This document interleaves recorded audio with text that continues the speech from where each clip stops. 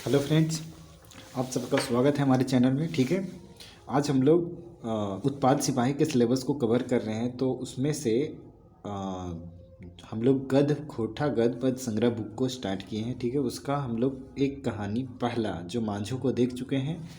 आज इस वीडियो के माध्यम से हम लोग दूसरी कहानी जो धर्म करम है उसको जानेंगे। ठीक है, तो सबसे पहले धर्म करम के लेखक कौन है? तो ये हैं दिनेश दिनमनी। ठीक है, उसके बाद इसमें मुख्य पात्र कौन कौन है? अघनु, समर काका और गुज्जर महतो। ठीक है, तो आप लोग से बस एक रिक्वेस्ट है वीडियो में आगे बढ़ने से पहले कि अगर आप उत्पाद सिपाही का तैयारी करना चाहते हैं तो चैनल से जुड़ जाइए। ठीक है, यहाँ आपको कंटेंट मिलेगा। ठीक है, उसके अलावे आप हमारे यूट्यूब चैनल से जुड़ तो गए हैं, लेकिन हमारे ऐप से भी आप जुड़ जाएं। हो सकता है वहाँ पे कुछ कुछ कोर्सेज फ्री कभी कभी मिलते रहती है, तो आपको मिल जाए।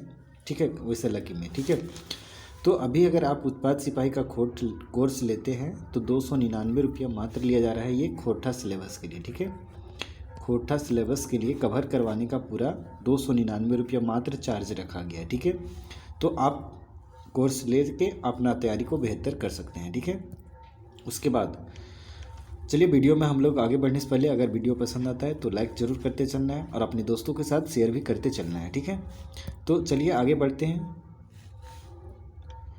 कहानी को स्टार्ट करते हैं। कहानी धर्म करम। ठीक है, धर्म करम कहानी में दिनेश कुमार दिनमनी ने उस सामाजिक कुप्रथा का वर्णन किया है जिसके कारण गरीब किसान की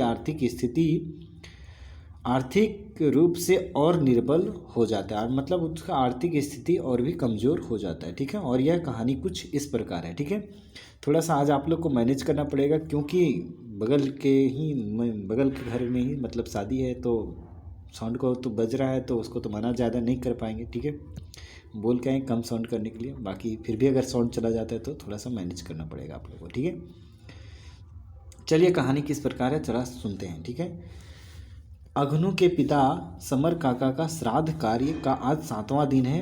गांव के महतो एवं अन्य सम्मानित लोग इस बात का निर्णय करने वाले हैं कि समर काका का भोज अघनु द्वारा किस प्रकार संपन्न किया जाएगा। ठीक है, ठीक है, तो ये आज मतलब निर्णय होने वाला है, 7 है आज। ठीक है, तो कहानी के कहानीकार स्वयं उस बैठक में उपस्थित हैं, मतलब दिनेश दिनमनी उस जो बैठक होने वाला है उस बैठक में खुद उपस्थित है। ठीक है, और आज से 9-10 वर्ष पहले की एक घटना को याद करते हैं कि घटना इस प्रकार है। कौन सा घटना याद करते हैं सुनिए। समर काका के पिता गुज्जर महतो का जब देहांत हुआ था तो सभी ने यह तय किया था कि समर काका के पिता का भोज धूमधाम से होना चाहिए, साथ ही विसर्ग क्रिया भी किया जाना चाहिए। ठीक है, तो विसर्ग क्रिया क्या होता है कि श्राद्ध कार्य में सांड सांडिन को छोड़ने की प्रथा को विसर्ग क्रिया कहा जाता है। ठीक है, उसके बाद समाज के लोगों की बात को समर काका नज़रअंदाज नहीं कर सकते थे, इस कारण जैसा भी लोगों ने तय कर दिया समर काका ने भी अपनी सहमति प्रदान कर दी। तो इस तरीके से कहानी मतलब चल रहा है। ठीक है, एक मतलब समाज में जो बुराई चल रहा है उसको दिखाने का कोशिश की है लेखक ने। ठीक है, तो अब इस तरीके से इस कहानी को इसीलिए हिंदी में कर दिया गया ताकि बात समझने में आप लोग को दिक्कत ना हो। ठीक है, आगे देखिए। भोज तो धूमधाम से हुआ, लेकिन समर काका अपने खेत बेचकर ऋण चुकाना पड़ा, अपने जानवरों से भी हाथ धोना पड़ा तथा खेती भी ठीक से नहीं कर पाए क्योंकि जानवर यानी कि बैल जो था वो विसर्ग क्रिया के कारण गंवाना पड़ा था। ठीक है, उसको छोड़ना पड़ता है, वही विसर्ग क्रिया कहलाता है, मतलब बैल को खुले छोड़ देना पड़ता है।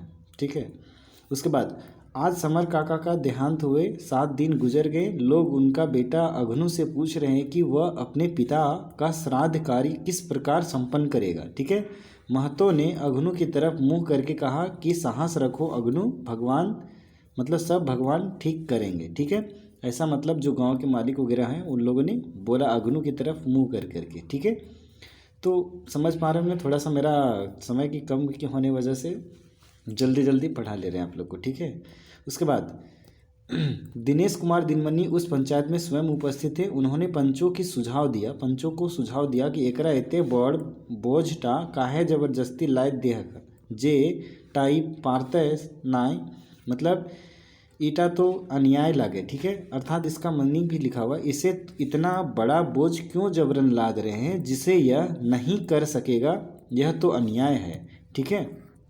मतलब ये दिनेश दिनमणि उन लोगों को समझाते हैं, ठीक है। किंतु दिनमणि जी की बातों को महतो ने यह कहकर अस्वीकार कर दिया कि न्याय और अन्याय करने वाला वह कौन होता है। साथ ही महतो ने यह भी सुझाव दिया कि शंकरू को अपने नाती को समझाना चाहिए, यानी कि दिनेश दिनमणि जी के दादाजी का नाम था शंकरू, ठीक है। तो इसीलिए बोले वो महतो जी जो थे तो बोले कि शंकरू को अपने नाती को समझाना चाहिए, ठीक है। दिनेश दिनमणि जी वहाँ से लौट आए, किंतु मन में एक प्रश्न उभर रहा था कि लोगों ने अगनू के साथ क्या किया होगा। इसका जवाब ढूंढने के लिए दिनमणि जी फिर से अगनू के घर पहुँचते हैं, ठीक है। इसका जवाब जानने के लिए कि मतलब क्या किया आखिर उन लोगों ने, तो ये जानने के लिए मतलब दिनेश दिनमणि फिर से अगनू के घर पहुँचते हैं, ठीक है। उसके बाद वहाँ अगनू की माँ रो रही थी। अगनू भी गंभीर था। बच्चे आपस में चर्चा कर रहे थे कि शुक्रवार के दिन रमसाक के दादाजी का भोज है। हम लोग एक रमसाक कहने का मतलब जो अगनू के बेटा का नाम है वो रमसाक है, ठीक है। तो बच्चा लोग वहाँ आसपास में चर्चा कर रहे थे कि शुक्रवार के दिन रमसाक के दादाजी का भोज है, हम लोग को एक प्लास्टिक ले जाना चाहिए क्योंकि बूंदिया भी बटेगा, ठीक है। बच्चों की बातों को सुनकर दिनमणि जी वापस अपने घर लौट आए और कहानी का अंत में कुछ सवाल पाठकों के लिए छोड़ दिया जो इस प्रकार है, ठीक है। अब बच्चा लोग ऐसे ऐसे बात कर रहा था तो वो तो समझ ही गए कि मतलब उसको अब भोज अच्छे से करना पड़ेगा, मतलब सब कुछ करना पड़ेगा, ठीक है। जो बच्चा लोग हल्ला करिए उसी में सुन लिए, ठीक है। तो कहानी का अंत यहीं पे कर देते हैं दिनेश दिनमणि, लेकिन जो पाठक गण हैं उनके लिए एक सवाल छोड़ करके जाते हैं। क्या दाल रोटी और बूंदिया खिलाने से अगनू के पिता की आत्मा को शांति मिलेगा, और क्या वह अभी भी जीवित हैं और स्वर्ग कहाँ है। इन सारे प्रश्नों का मतलब पाठकों के लिए छोड़ दिए, ठीक है।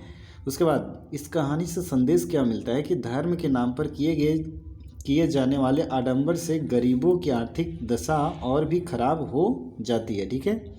और दूसरा संदेश क्या मिलता है, धर्म जो होता है वो मानव कल्याण के लिए होना चाहिए, नहीं कि मानव को बर्बाद कर दे, ठीक है। कर्ज लेकर के कोई अगर करेगा मतलब कुछ भी काम तो वो तो उसका कल्याण नहीं है, वो तो उसको बर्बाद करने का तरीका है, ठीक है। तो धर्म जो होना चाहिए वो मानव के कल्याण के लिए होना चाहिए, ठीक है। तो इस कहानी को मेन सार यही था इस कहानी का मेन सार। फिर मिलेंगे आपसे अगले वीडियो में। अगर वीडियो अच्छी लगे, कुछ सीखें, हम चाहते हैं कि मतलब कम समय में अच्छा कंटेंट, क्वालिटी वाला कंटेंट आप लोग को मिले, ठीक है। इसलिए हम ये नहीं कि मतलब यही चीज़ को पढ़ाने में कोई क्या करते हैं कि 1 घंटे का समय ले लेते हैं। जो चीज़ 10 मिनट में हो सकता है उसको हम क्यों 1 घंटा का समय लें, कहने का मतलब यही होता है, ठीक है। जो चीज़ हमारा 10 मिनट में होने का संभावना है तो उसको हम क्यों बेतुक का मतलब अपना कोई को होता है कि टाइम बढ़ाने के लिए, वॉच टाइम वगैरह बढ़ाने के लिए 1 घंटा का वीडियो बना देते हैं, ठीक है। कोई दिक्कत नहीं, जिनको जहाँ पसंद है पढ़ेंगे ही, ठीक है। टाइम जिनका जहाँ बच रहा है वो वहाँ पढ़िए, कोई दिक्कत नहीं, ठीक है। बाकी फिर मिलेंगे अगले वीडियो में। और अगर आपको कोर्स लेना है तो जाइए, 299 में भी मिल रहा है। ये ऑफ़र सिर्फ 28 फरवरी तक है, ठीक है। बाकी आपके ऊपर डिपेंड है, आपको तैयारी करना है नहीं करना आपके ऊपर डिपेंड है, ठीक है। चलिए फिर मिलेंगे अगले वीडियो में।